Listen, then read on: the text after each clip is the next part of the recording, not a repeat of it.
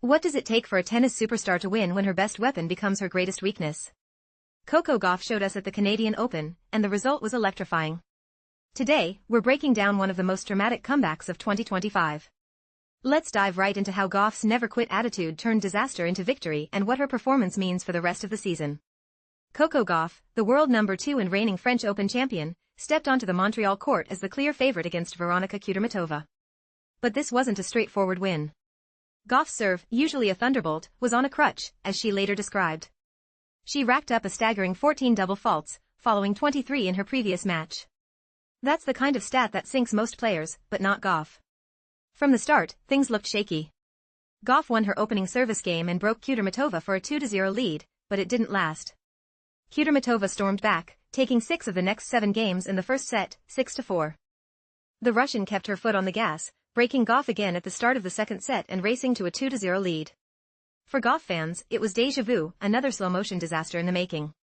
But here's where Gauff's mental steel sets her apart from almost everyone on tour.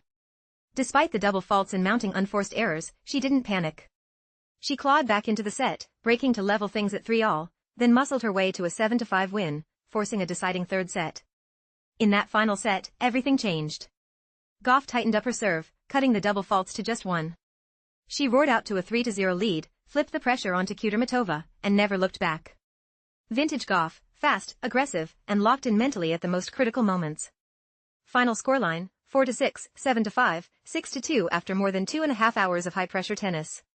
Why does this matter? Why is this win so important? First, Gauff's victory wasn't about flawless execution, it was about surviving and adapting when her game was falling apart.